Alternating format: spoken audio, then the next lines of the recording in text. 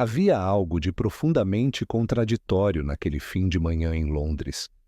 O sol se insinuava pelas frestas das persianas, aquecendo suavemente a poltrona onde Hercule Poirot ajeitava seu terno cinza com a precisão de um relojoeiro suíço.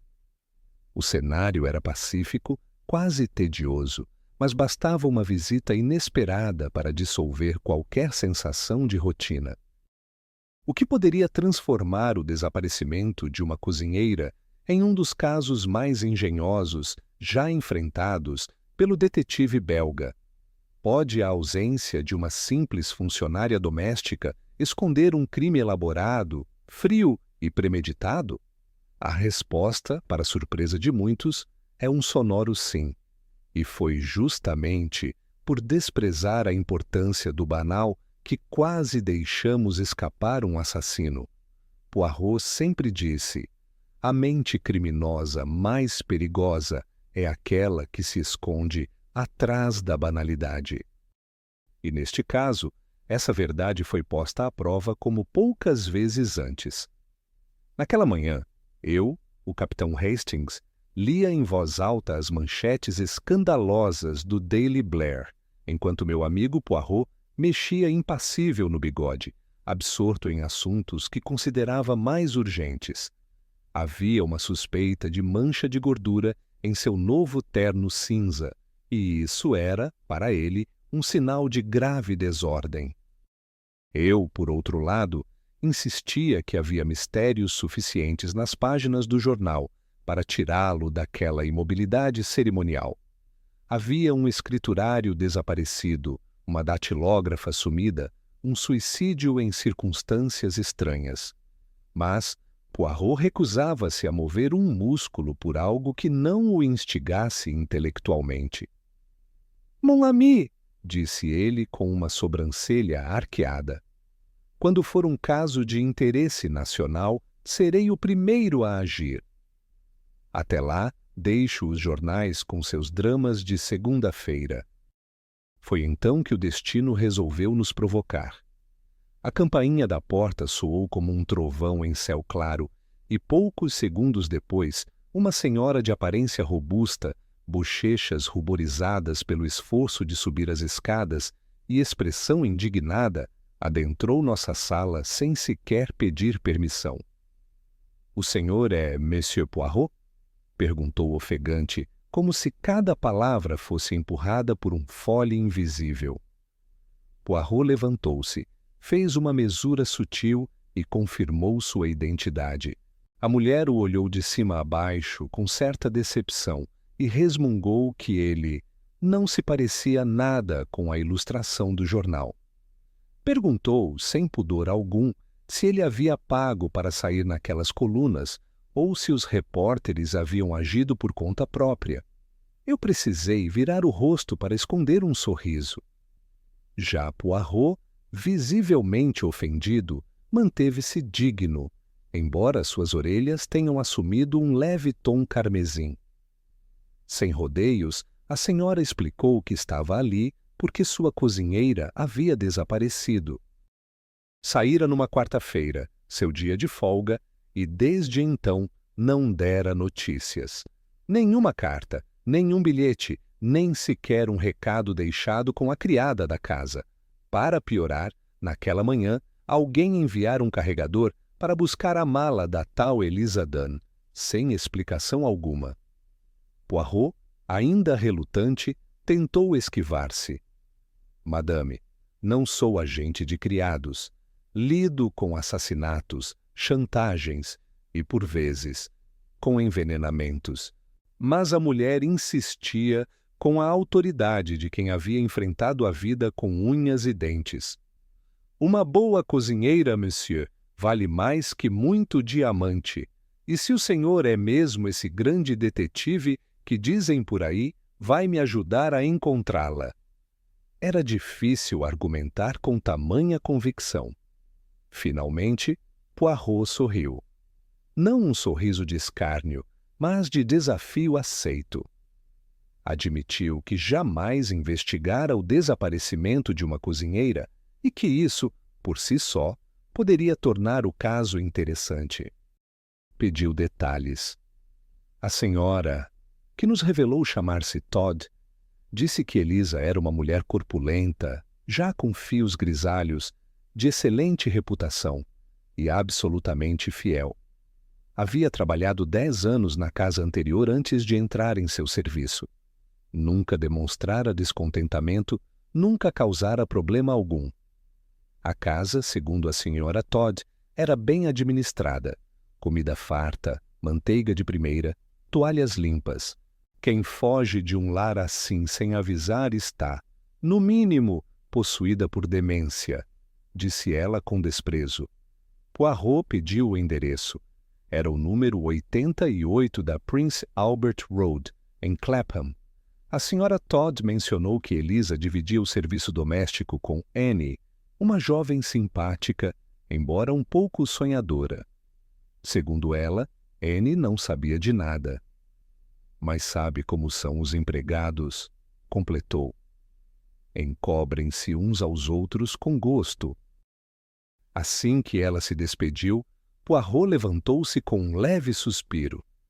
Meu caro Hastings, murmurou, se o inspetor Japp souber que aceitei um caso doméstico, jamais me deixará em paz. E então, como quem aceita uma travessura do destino, passou a aquecer cuidadosamente um ferro sobre o fogão para remover a mancha do paletó. O tratamento do bigode ficaria para outra hora. Aquele desaparecimento, mesmo com todos os sinais de trivialidade, acendera algo em sua mente. Ele não o dizia em voz alta, mas eu percebi.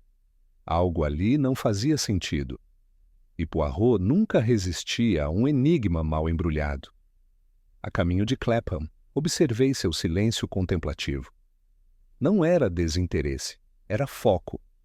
Era como se estivesse montando um quebra-cabeça cujas peças ainda não estavam visíveis. Hastings, disse ele de repente, não se engane. O desaparecimento de uma cozinheira pode ser um crime, mas o que me intriga mesmo é o detalhe da mala. Por que ela teria mandado buscá-la se sequer havia deixado o bilhete? Esse é um gesto de quem planejou a partida. Permaneci calado, ponderando aquela observação. E foi nesse silêncio compartilhado que começamos a cavar o que parecia apenas mais uma pequena ausência. E acabamos descobrindo um crime meticuloso, onde cada detalhe tinha um propósito, e até o mais insignificante gesto servia para ocultar uma morte. Quando Hercule Poirot e eu chegamos a Prince Albert Road, em Clapham, o bairro parecia preso numa espécie de rotina bem polida. As casas eram simétricas, com jardineiras nos parapeitos, cortinas brancas alinhadas nas janelas e batentes cuidadosamente lustrados. Tudo ali transparecia decoro, mas, por trás dessa aparência tranquila, havia um mundo onde vozes como a de Elisa Dunn não passavam de ruído de fundo. Invisível, ainda que presente em cada refeição, em cada travessa limpa, em cada lençol passado com perfeição. A senhora Todd, que nos recebera pela manhã, estava ainda mais agitada ao abrir a porta. Seu olhar se dirigiu diretamente a Annie, a jovem criada de rosto rosado, que surgira do corredor com uma expressão curiosa. Este cavalheiro é detetive, anunciou a patroa, como quem apresenta um juiz. Annie empalideceu um pouco, mas logo se recompôs, com um sorriso nervoso.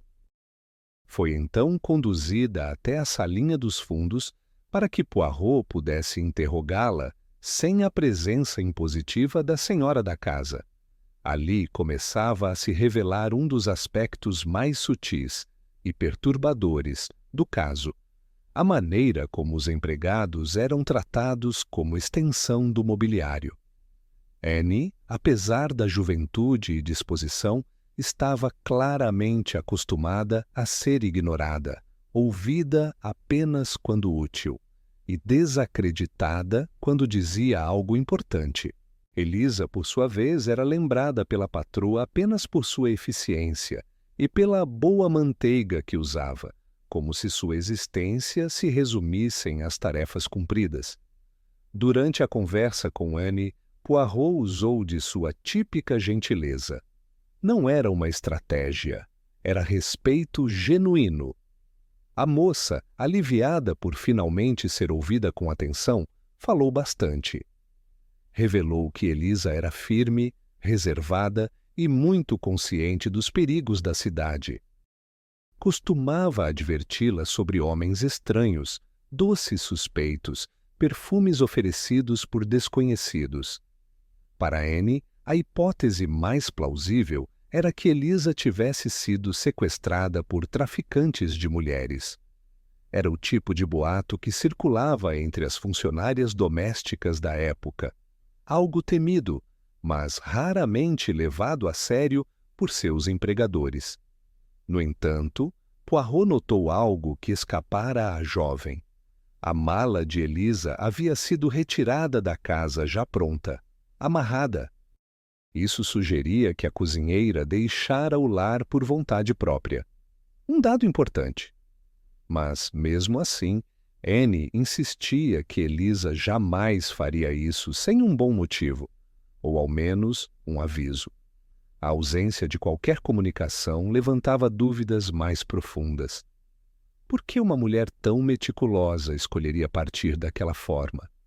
Em meio à conversa, Anne mencionou um detalhe que parecia banal, mas que ganharia importância mais tarde.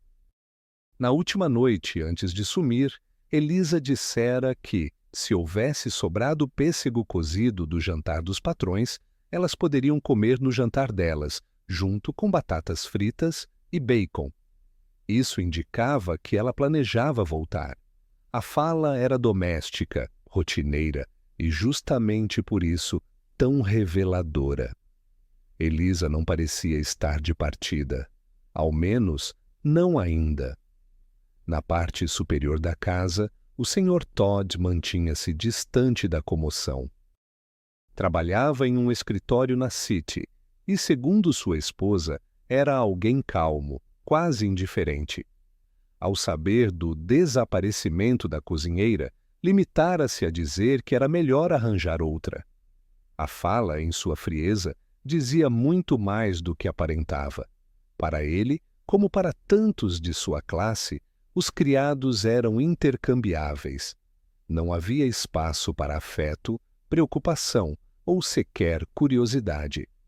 Um funcionário ia embora, contrata-se outro, como quem substitui um botão perdido. Mais tarde, quando finalmente o encontramos, o Sr. Todd confirmou isso com sua própria boca. Sim, Elisa, boa cozinheira, econômica. Mas criados vão e vêm. Minha esposa se desgasta demais. Suas palavras eram pontuadas por bocejos quase silenciosos, como se todo o assunto fosse irrelevante. Aquela postura, que num primeiro momento poderia parecer apenas apatia, na verdade refletia um padrão maior, a negligência estrutural com que se tratavam os que sustentavam silenciosamente o funcionamento da casa. Outro ponto de tensão surgiu quando conversamos com o Sr. Simpson, o hóspede pagante. Jovem, discreto, dizia pouco. Alegava conhecer Elisa apenas de vista. E, ao contrário de Anne, parecia totalmente alheio à rotina da casa. Ali estava um homem que comia os pratos preparados por uma cozinheira durante semanas, mas não sabia dizer nada sobre ela, além de que era uma mulher mais velha, não era? Essa desatenção, vinda de alguém que partilhava o mesmo espaço, era mais uma camada da invisibilidade a que Elisa, como tantas outras, era submetida. O mais inquietante era perceber como todas essas ausências de cuidado, afeto ou interesse se tornavam normais. As perguntas de Poirot, suas observações meticulosas, revelavam fissuras. Anne começou a se dar conta de que talvez soubesse mais do que imaginava.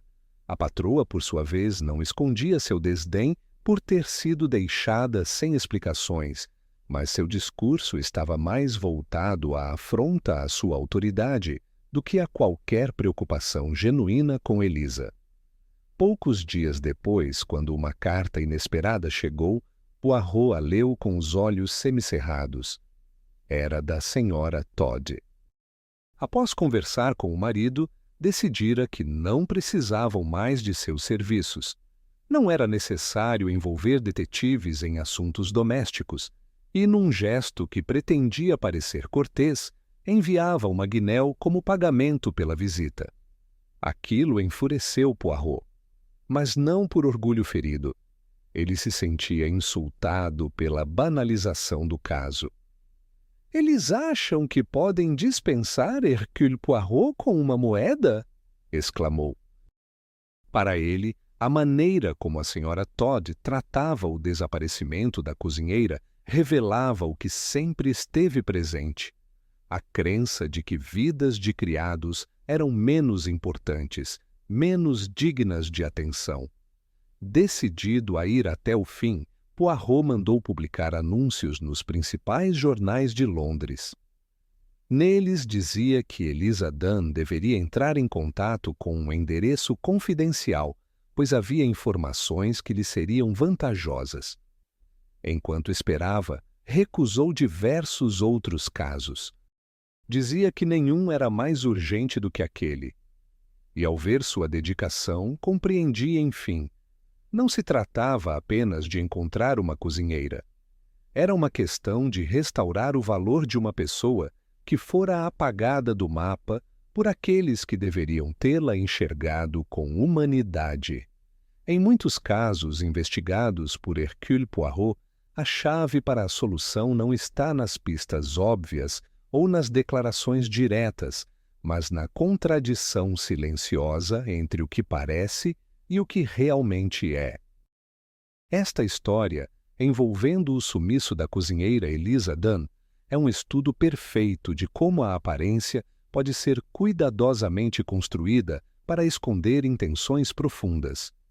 Cada personagem envolvido, cada elemento do cenário, cada reação ou ausência dela, tudo parecia ter sido pensado para manter as aparências intactas, enquanto a verdade se escondia atrás de máscaras perfeitamente ajustadas. O Sr. Simpson era o melhor exemplo disso. Desde o início, apresentou-se como um inquilino discreto, de fala contida, ocupando seu espaço sem chamar atenção. Trabalhava em um banco respeitável, cumpria seus horários e, quando interrogado por Poirot, demonstrava pouca familiaridade com Elisa. Chegou até a confundi-la com Anne, a jovem criada, alegando que via mais essa do que a cozinheira.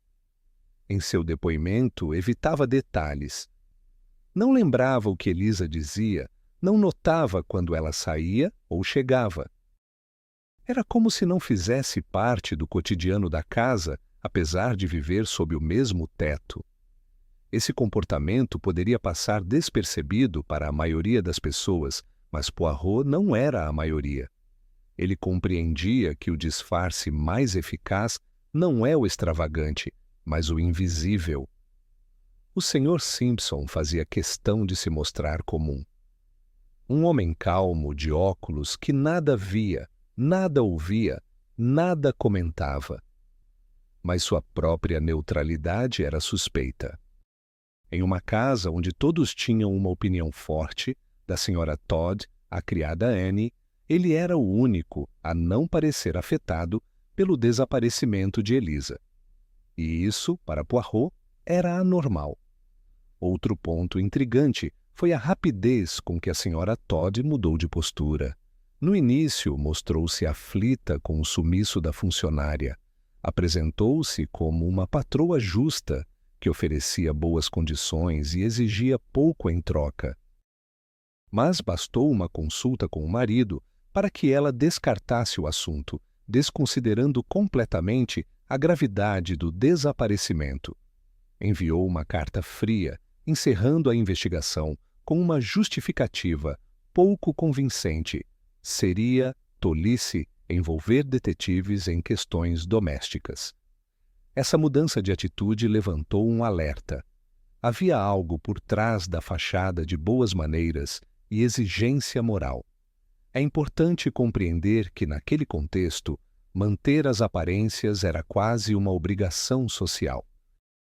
A reputação era um ativo tão valioso quanto qualquer bem material. Para as famílias de classe média inglesa, especialmente aquelas que mantinham criados, qualquer desvio na ordem doméstica poderia ser interpretado como fracasso de gestão ou sinal de decadência. Admitir que uma empregada sumira sem explicação ou que alguém da casa estivesse envolvido em algo ilícito era impensável. Por isso, tanto a Sra. Todd quanto o Sr. Todd optaram por minimizar o caso, tratando-o como um incômodo passageiro. Mas o disfarce mais engenhoso ainda estava por vir, e não vinha de quem se esperava. Uma semana após a publicação dos anúncios nos jornais, Eliza reapareceu. Estava bem, tranquila, e parecia sinceramente surpresa com toda a comoção. Relatou que fora abordada por um homem alto, com barba e chapéu, que dizia ter vindo da Austrália para encontrá-la. Segundo esse homem, ela era herdeira de uma senhora rica, que fora amiga íntima de sua avó. A condição para receber a herança era abandonar imediatamente o emprego e tomar posse da casa herdada até o meio-dia do dia seguinte. A história parecia absurda, mas fora acompanhada de documentos oficiais, uma carta de advogados de Melbourne, assinaturas, selos, cartões de visita. Eliza, embora desconfiada, acabou aceitando. Deixou a cidade, acreditando estar iniciando uma nova vida. E o mais curioso, deixou instruções com o tal advogado para entregar uma carta explicativa à Sra. Todd. Carta essa que nunca chegou. Quando Poirot ouviu a narrativa, não duvidou da sinceridade da cozinheira, mas também não ignorou os detalhes estranhos. Para começar, ninguém jamais ouvira falar de uma herança desse tipo sendo comunicada nas ruas, sem intermediários formais. Segundo, o advogado apresentava-se com trajes e sotaque caricatos, como se saído de uma peça teatral. Terceiro, Eliza teve sua mala despachada por um carregador no dia seguinte ao sumiço, e ela sequer percebeu que o baú já estava pronto quando fora recolhido. Para Poirot, todos esses elementos compunham uma cena montada com precisão. E isso indicava que alguém planejou meticulosamente cada movimento. Foi aí que surgiu a hipótese mais inquietante. O advogado australiano não existia. Ou melhor, existia apenas como personagem. Por trás da barba falsa, do chapéu largo e dos documentos forjados, provavelmente estava o próprio Sr. Simpson. Ele precisava afastar Eliza da casa, mas não podia levantar suspeitas. E não bastava que ela saísse, era necessário que deixasse seus pertences, especialmente o baú de estanho que guardava sob a cama. Era esse baú o verdadeiro objeto de desejo do criminoso. Durante a investigação, descobriu-se que Simpson era, de fato, amigo de Davis, o funcionário do banco que desaparecera dias antes com uma fortuna em títulos ao portador. Tudo indicava que Davis fora manipulado, convencido a ir até a casa dos Todd sob algum pretexto. Talvez tenha sido enganado com promessas de esconderijo ou ameaçado. O fato é que nunca mais foi visto. E o único elo físico entre o banco e o desaparecimento do escriturário estava em Clapham, dentro de um baú que todos julgavam pertencer à cozinheira. O plano era audacioso. Simpson afastou Eliza com uma encenação. Depois levou Davis até a casa, onde o assassinou.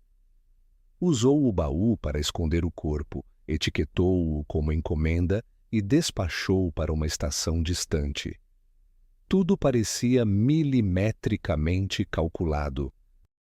E o mais assustador, funcionaria se Poirot não tivesse desconfiado das pequenas incongruências, o comportamento evasivo de Simpson, a mala amarrada antes da partida, a carta que nunca chegou, a reação excessivamente prática da Sra. Todd. Cada peça se encaixava em uma estrutura onde a realidade era um disfarce bem montado.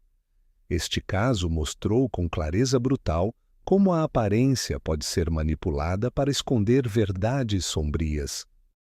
O homem gentil e reservado era, na verdade, um assassino frio.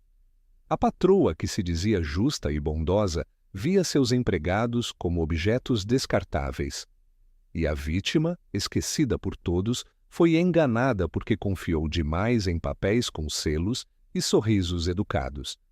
Ao final, Poirot resumiu com sua habitual lucidez: Mon cher Hastings, nunca se esqueça de que a verdade raramente se apresenta com vestes de gala. Ela prefere trajes comuns. E é por isso que, às vezes, passa despercebida. Poucos compreendem o verdadeiro poder da observação refinada. Enquanto muitos esperam grandes pistas, reviravoltas dramáticas ou confissões chocantes, Hercule Poirot sempre acreditou que os mistérios mais complexos se escondem nos detalhes menores, aqueles que, à primeira vista, parecem inúteis. O caso de Eliza Dunn foi exatamente isso, uma demonstração de como o banal pode conter a semente de uma verdade profundamente perigosa. Desde o momento em que Poirot soube da mala enviada sem aviso, seu instinto foi despertado.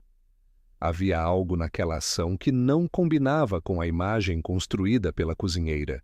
Segundo Anne, Eliza era meticulosa, constante e avessa a mudanças súbitas. Por que então mandaria buscar seus pertences sem sequer escrever uma nota de despedida? A resposta não estava no gesto em si, mas na natureza do gesto. Aquilo não fora feito às pressas, tampouco por engano. Fora um movimento planejado, mas não por ela. Poirot então iniciou uma sequência de perguntas cuja simplicidade escondia sua importância. Quem solicitou a retirada da bagagem? Em que momento a mala foi amarrada? Estava etiquetada? E mais importante, quem teria tido acesso ao conteúdo dela enquanto a casa estava vazia? A Sra. Todd saíra para compras, Anne folgava às quintas-feiras e Eliza, teoricamente, já não estava ali. Restava apenas um nome: o Sr. Simpson. Enquanto muitos detetives desprezariam um caso como esse por envolver apenas o sumiço de uma funcionária, Poirot o tratou com a mesma seriedade que aplicaria a um assassinato em uma mansão nobre. Essa abordagem permitiu que ele enxergasse padrões onde outros veriam apenas coincidências. Por exemplo, o interesse do falso advogado australiano por Eliza não era justificável. Se alguém, do outro lado do mundo, desejava entregar-lhe uma herança, por que encontrá-la na rua, às pressas, com exigências absurdas de tempo? E por que se mostrar tão flexível quanto à renúncia ao emprego, quando a exigência do testamento era justamente que ela estivesse desempregada? Esses absurdos não passaram despercebidos por Poirot. E foi com base neles que ele entendeu: tratava-se de uma encenação. Contudo, para chegar à verdade, era preciso ir além da suspeita. Foi por isso que, enquanto aguardava um retorno de Eliza ao anúncio publicado, Poirot começou a investigar os arredores. Descobriu que a firma Carter Patterson, responsável pelo transporte da bagagem, havia enviado um entregador para buscar a mala no dia seguinte ao desaparecimento. A solicitação, porém, partira de um telefone público, com instruções escritas e pagamento em dinheiro. Nada que ligasse a ação diretamente à Sra. Todd ou à própria Eliza. Com esse dado, algo ficou evidente. A mala já estava preparada antes mesmo de a cozinheira deixar a casa. Isso significava que ela não estava fugindo em desespero, como talvez tivesse parecido no início. Alguém preparou aquele baú em seu nome com a clara intenção de usá-lo para outro fim. E essa conclusão levou Poirot a uma hipótese incômoda. O baú não fora despachado para ajudar Eliza, mas sim para esconder outro crime. O raciocínio que seguiu foi simples, porém afiado como navalha. O Sr. Simpson, calado e quase invisível, teria tido tempo, espaço e motivação para executar algo assim. Ele sabia da rotina da casa, conhecia os horários de todos e, como hóspede, tinha acesso aos cômodos sem levantar suspeitas. E mais do que isso, Simpson estava ligado a um crime recente e real: o sumiço de Davis, o funcionário bancário que fugira com 50.000 libras em títulos ao portador. O nome de Davis havia sido lido por mim na manhã em que a Sra. Todd nos visitou. Um detalhe que, no momento, soara apenas como mais uma manchete sensacionalista. Mas Poirot, mesmo inicialmente desinteressado, lembrava-se de tudo. Quando ouviu que Simpson trabalhava no mesmo banco, viu ali uma coincidência que valia ser examinada com cuidado. Confirmou por meio de contatos discretos que Simpson estivera ausente do trabalho na quinta-feira, justamente quando Davis desapareceu. E que, apesar de não serem íntimos, os dois já haviam sido vistos juntos fora do ambiente profissional. Isso bastou para que Poirot considerasse a hipótese de cumplicidade. A questão agora era: onde estava Davis? Foi com essa dúvida em mente que Poirot articulou a última parte de sua dedução. E, novamente, a peça que faltava não era uma confissão, nem uma testemunha ocular, mas algo trivial: o tipo de baú que Eliza possuía. Era um modelo antigo, de estanho, do tipo que não chamaria atenção ao ser transportado, mas suficientemente grande para ocultar um corpo. Se Simpson quisesse matar Davis e esconder o corpo temporariamente, teria à sua disposição um esconderijo improvável, aparentemente legítimo e já etiquetado para transporte. Enquanto todos acreditavam que Eliza desaparecera por conta própria, Poirot via outra imagem: uma funcionária afastada com uma história fantasiosa, uma mala despachada com calma, uma casa silenciosa usada como palco para um crime. E o mais admirável: tudo isso fora descoberto por meio de observações cotidianas. Nenhuma grande perseguição, nenhuma pista ensanguentada, apenas lógica, paciência e a capacidade de enxergar significado onde outros veem rotina. Quando o baú foi finalmente interceptado na estação ferroviária de Glasgow, os piores temores se confirmaram. Lá dentro estava o corpo de Davis. As etiquetas, falsificadas com extremo cuidado, indicavam um destino fictício e um remetente inexistente. O baú havia sido redespachado várias vezes numa tentativa de dificultar seu rastreamento. Simpson, no entanto, não havia contado com a obstinação de Poirot. Localizado a bordo do navio Olímpia, a caminho da América, Simpson foi detido antes que pudesse desaparecer no anonimato.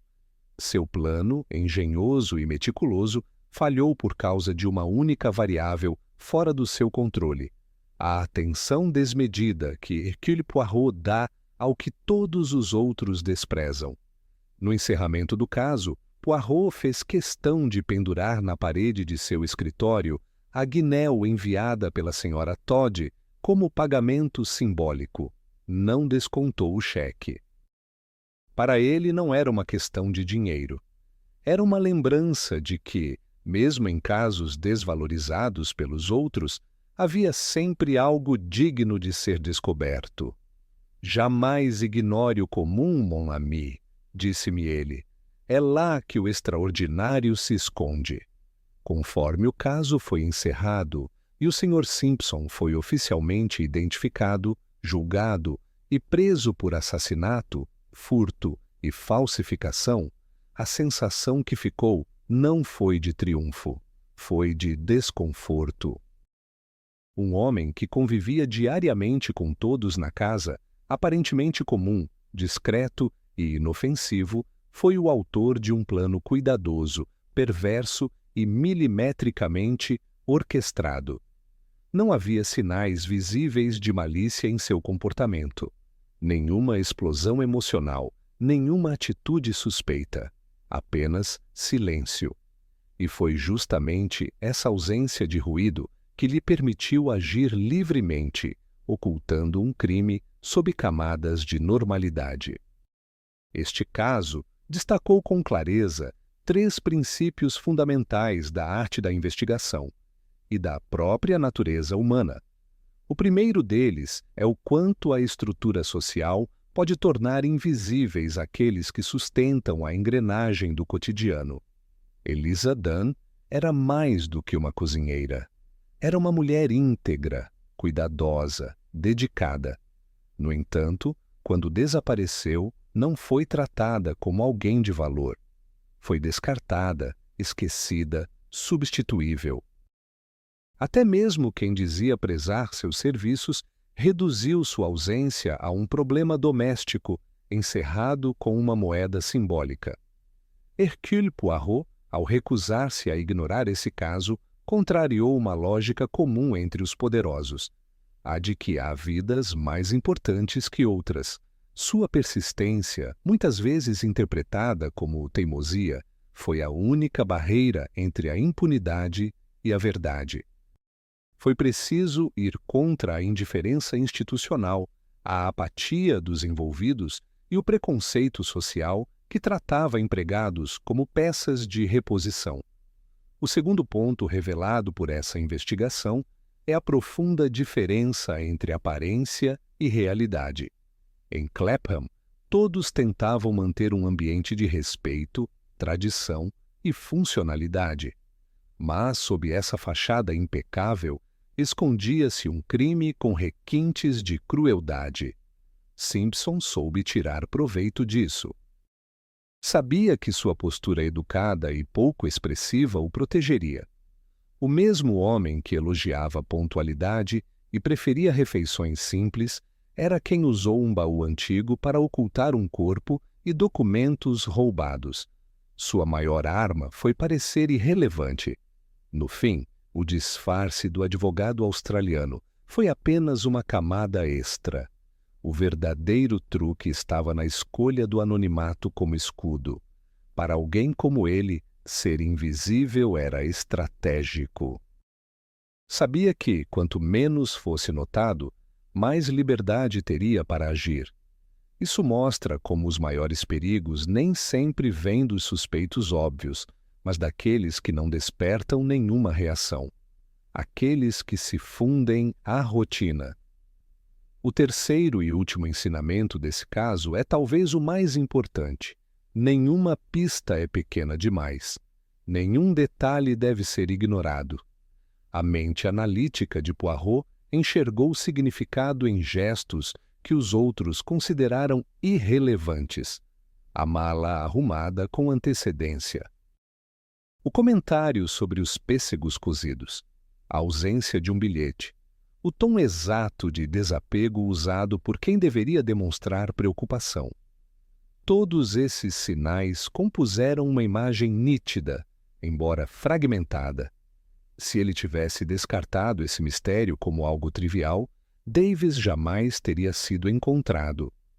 A Sra. Todd continuaria achando que Eliza fora ingrata, e Simpson, muito provavelmente, viveria livre em outro continente, gastando uma fortuna obtida através do silêncio e do sangue. Por isso, a maior lição aqui não está no golpe engenhoso ou na identidade do culpado, mas na sensibilidade para perceber que a verdade mora nos detalhes esquecidos.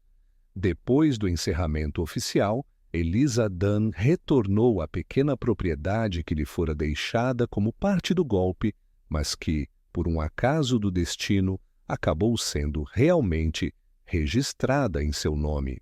Uma ironia difícil de engolir, uma fraude baseada em documentos falsos, terminou abrindo caminho para a independência de uma mulher que, por décadas, servira aos outros sem voz nem espaço. Com a ajuda de advogados e o suporte de Poirot, a herança foi legalmente transferida. Eliza, finalmente, encontrou paz. Annie, a jovem criada, também seguiu outro rumo. A experiência de ter vivido tão perto de um crime sem perceber nada a marcou profundamente. Aprendeu a observar mais, a duvidar com mais frequência e a confiar menos em gentilezas superficiais. Saiu do emprego pouco depois da prisão de Simpson e começou a trabalhar em uma pequena confeitaria no norte de Londres.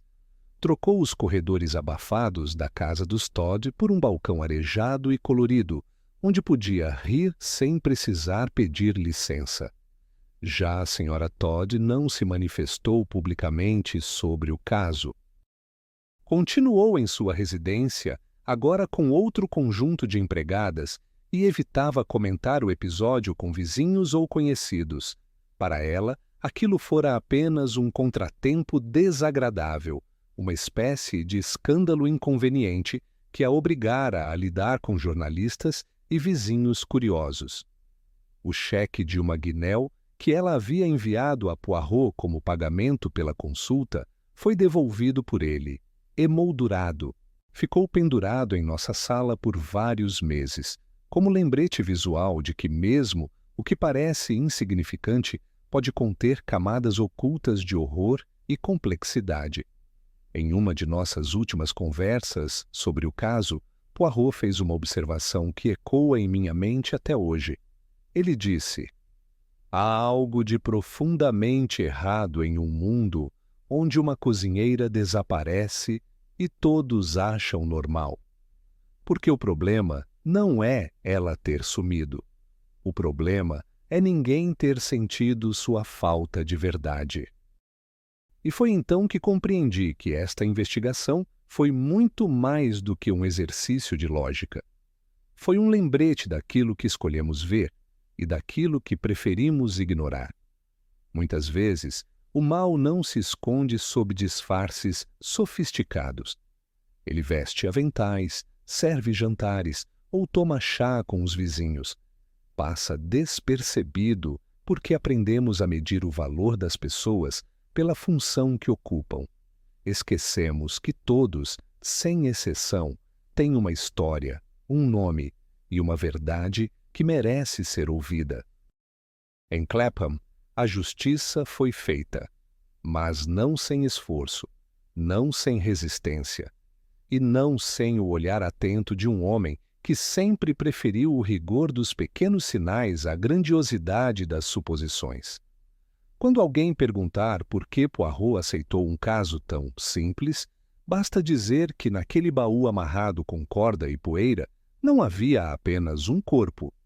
Havia o retrato de uma sociedade que falha todos os dias ao não enxergar quem lhe serve à mesa.